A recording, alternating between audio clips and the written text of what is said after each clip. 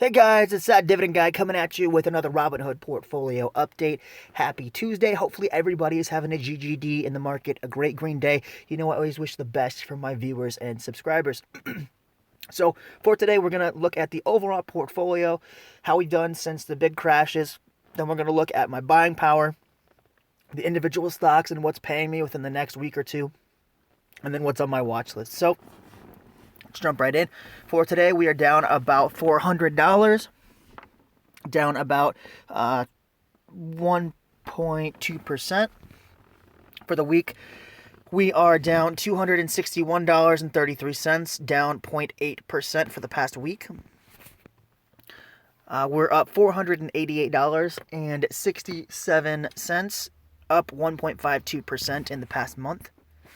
Then for the 3-month mark, we are up $2,689.54, up 9.01% for the past 3 months.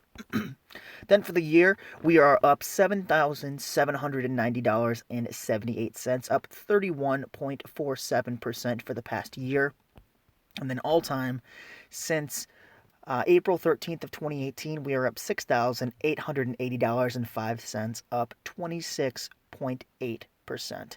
So as you guys can see, long-term investing still really does work, especially for me. Like, look at this past week, we are down, nearly $400, and it pretty much recovers, long-term. So not too worried about it. Just going to keep doing what I'm doing. For buying power, we have $12.77. That will be a nice chunk of change once I do get paid by Altria. It's about $130, and then AT&T pays me the next day about $82. So altogether, we should have about $220 to put towards Aflac stock. Jumping right into the portfolio, starting off with my real estate play with Realty Income, closed near $69 here. We have 35 shares of this Dividend Aristocrat, $2,401 of market value. Average cost is $55.59.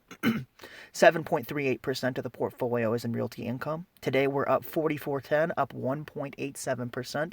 Total, we're up $455.20, up 23.39% on Realty Income. Then we have Coca-Cola, my personal favorite stock in the portfolio. We have 22 shares of this Dividend King, $1,191.96 of market value. Average cost is $51.47. 3.66% of the portfolio is in Coca-Cola. Today we are up $3.96, up 0.33%. Total, we are up $59.63, up 5.27%. Coca-Cola is one of those consumer brands that I feel like will be around for a very long time. They sell about 1.9 billion servings of their product worldwide, and I don't see that slowing down anytime soon.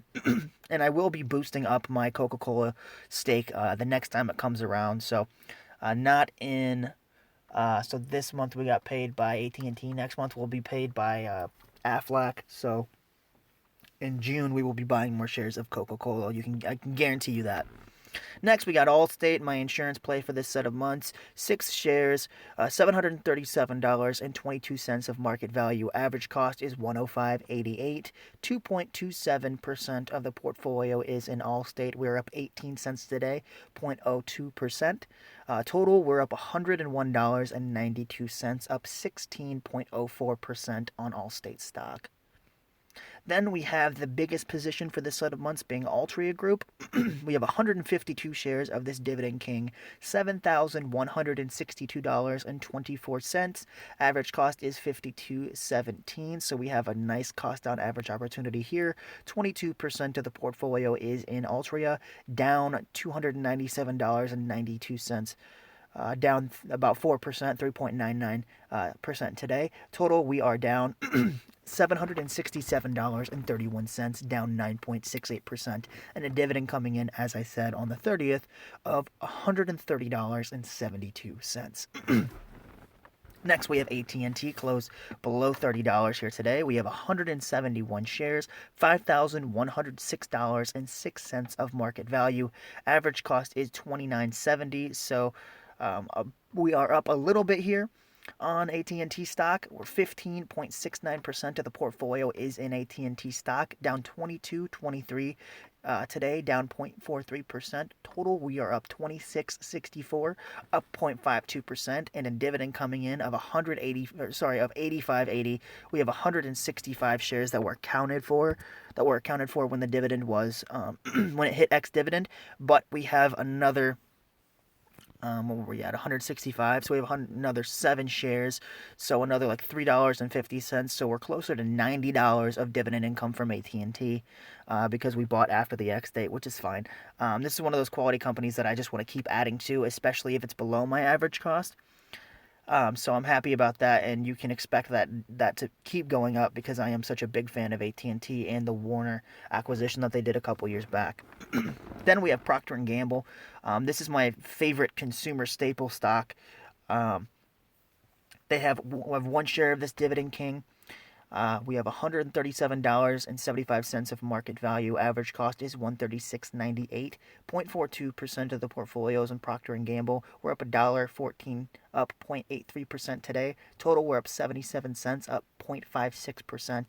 So it'd be a good time to buy it. It's not below my average cost, but it's not up so far that I would consider it overvalued. Then we've got AbbVie. This is my biggest position by market value. We have 60 shares of this pharma stock, $6,541.80 of market value. Average cost is $72.22. 20.11% of the portfolio is in AbbVie stock. Today we're up 25.20, up about 0.4%. Total, we're up $2,208.44, up 50.96%. And we have a dividend coming in of $78. That is for all 60 shares. I have not bought any AbbVie pretty much since I bought it initially because the stock has done nothing but go up. So I bought it around here, maybe even lower than that. Might have even been during the 5-year mark. Oh, sorry about that. Might have even been during the peak before that, or the drop before that, because I got it around $72. So yeah, I got it around here. When it dipped super duper low in 2019. But I haven't bought any since because it hasn't been close to my original my original average cost. So the only way that I see myself getting more dividend income from AbbVie until it gets to around $80 to $85 a share is dividend increases, which is what they've been very good at. So they have not announced one for this year. So I'm excited to see how much I get for an increase. Last year it went from 107 to 130, so it was a 23 cent increase. So I'm excited to see what they do this year. If it does get below around $80 a share, I will add a lot more of AbbVie stock. I love AbbVie. It's just one of those that has not dropped since I bought it. But I will add to it if I get the opportunity. Then we have Aflac, my favorite insurance stock. We've got 103 shares, $5,416.77 of market value. Average cost is $49.12, so we're up big on Aflac due to the share count.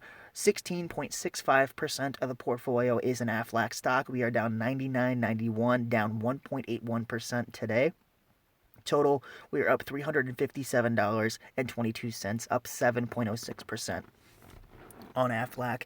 And since we do have over 100 shares, it does pay us $33, and that capital will be allocated to Coca-Cola stock.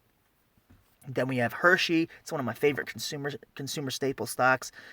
We have 1 share, $162.19 of market value. Average cost is $159.61. 0.5% of the portfolio is in Hershey. We're up $1.21 today, up 0.75%.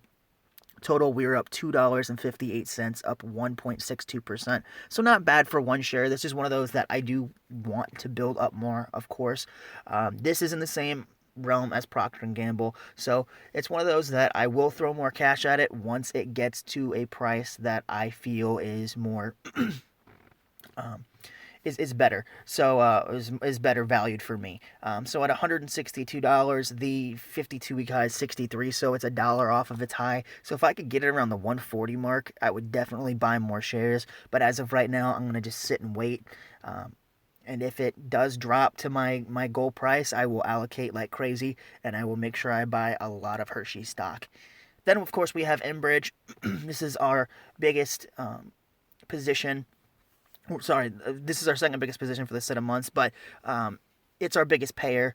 We have 100 shares, $3,680 of market value. Average cost is $36.28. 11.31% of the portfolio is in Enbridge. Today we are down $58, down 1.55%. Total, we are up $52.25, up 1.44% on Enbridge. And according to the metrics that I've seen, they'll pay me $83. They pay 83 cents a share. So this is a home run stock. It'd be just like AT&T paying like 75 cents a share.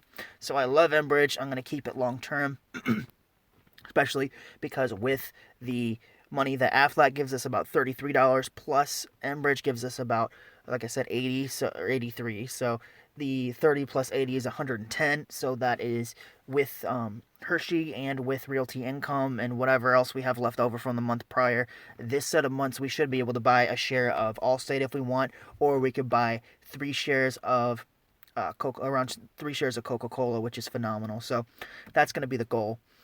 But that rounds out the portfolio, guys. So the big ones that I really do want to add more to are Coca-Cola, Procter Gamble, and Aflac, just because I think Hershey's overvalued. But for the watch list, we have Berkshire Hathaway at 267, highest 272. So I definitely wouldn't want to buy it here if I could get it closer to like even $200 a share. But I'd want to get it closer to that around like 180 mark. So I'll be watching it for a while.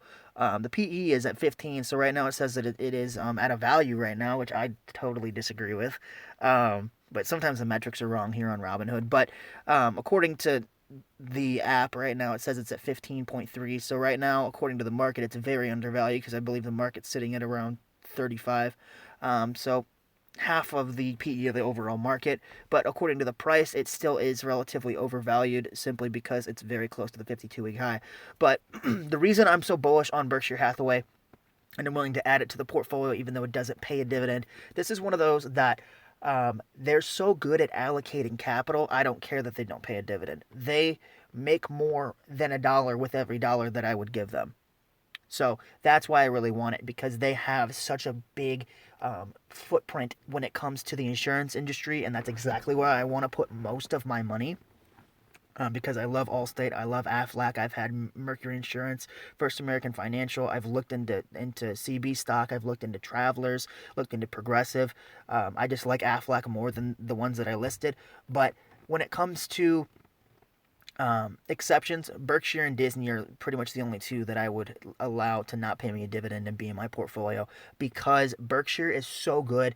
Warren Buffett understood that he could use the insurance premiums, the float that he gets from insurance, to reinvest for pretty much for free and take that money and allocate it towards better investments, or more profitable investments. So he gets that float for free. He also has such a big infrastructure when it comes to utilities. He owns Mid-American here in Iowa. He's got one of the biggest projects when it comes to wind energy. He does solar energy. He does hydro energy.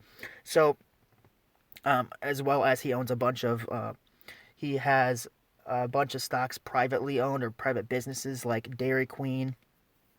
Like I said, the insurance like Geico.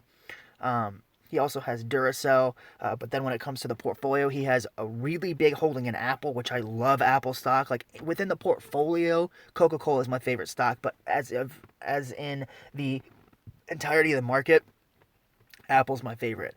I just don't want to buy it because the dividend's so low. But if I can get exposure to Apple, I'll take it. And Berkshire is my favorite holder of Apple stock. And then I believe the second biggest holding is Bank of America, which I'm not huge on banks. I've been bit by them in the past, but he takes the risk for it. But he has sold out of a bunch of major banks, but he kept Bank of America, so that makes me feel a little bit easier about holding Berkshire as a whole. The other thing that he owns that I really do like is Kraft Heinz, because it's a consumer staple. I believe Heinz ketchup owns about, I think he said it was 72% of the market share when it comes to like sauces and that type of that sector. They also own like Kraft Singles, they own Kraft Mac and Cheese. So they own pretty much the whole ketchup, mustard, relish, mayo aisle. They own Cool Whip as well. So they have Jello and other really Hilshire or Oscar Mayer. So they own Kraft owns a lot of very good brands, and I don't like them because they as much because they didn't grow their dividend. They actually cut it. They slashed it a couple years back from 60 cents to 40 cents. But again, he still can use that capital. So not only does he get a big premium from the or big cash flow for pretty much for free from the insurance, he also gets that from the utilities. And then on top of that, he owns a bunch of private businesses, like I said, like Dairy Queen, Duracell, and he can use the free cash flow from that as well. And then on top of all of that, then he gets dividends from his holdings. So he has like four things paying him constantly. He has the insurance premiums. He has the utilities that are just pretty much printing him free money. Then he has dividends, and then of course capital appreciation as well. So he's getting paid by a lot, a lot of different things, and he also has like paper money that short term will give him 2 to 5% on his money. So he knows what he's doing. And as long as Berkshire, being Warren Buffett, Charlie Munger, or Ted or Todd, who I believe are the ones that are going to follow in their footsteps when it comes to capital allocation, as long as they can make more than $1 with every dollar I give them, or they can buy $1 for 66 cents like they have for the past like 50 years, I don't mind it. Even with some lackluster investments like they had in Kraft Heinz, because they paid right for Kraft, but they overdid it for Heinz. That doesn't bother me because the insurance and other businesses are so well run that I'll let them have a couple bad investments, and the potential for a dividend here is very. I mean, it's unlikely. The shareholders don't want it. And I understand why. If I had a vote, I wouldn't have had Berkshire pay a dividend because they're so good at allocating capital. But eventually, I think Berkshire could be a great dividend-paying stock. If Ted or Todd in the future decide that they can't replicate what they've been doing, and the culture stays the same, I think Berkshire will be a phenomenal investment for the portfolio. So that's the only exception I have. But with that being said, guys, like I said before, I want to allocate more capital to Coca-Cola, to Procter Gamble, and to Hershey at the right price. So for right now, I'm going to be focused on Aflac because I think it's a better value. So that's where the money from Altria, the $130, and the 84 or whatever it was, $85 from AT&T is going to be going right away, is into Aflac stock. So that should be about 3 shares of Aflac, maybe 4. And I'll make sure I do that. I'll make that video and show you guys exactly what I buy when I do it. So with that being said, guys, thank you so much for watching my channel, That Dividend Guy. Remember to hit the subscribe button, and when you do, hit the bell notification so you don't miss any updates. We're really close to 520 subscribers. Funny I say 120. Close to 520 subscribers. So thank you guys so much. I'm so excited to hit that milestone. We'll be at 600 before you know it. I know consistency is key, and that's really the goal. So even if I don't post a video before work, I want to make sure that I post it after. So that's exactly what I'm doing right now. Consistency is key, and I want to get a couple more videos out there for you guys aside from just the dividend updates. So with that being said, guys, thank you so much for watching, and I'll see you guys tomorrow with another Robinhood portfolio update. Take care, guys.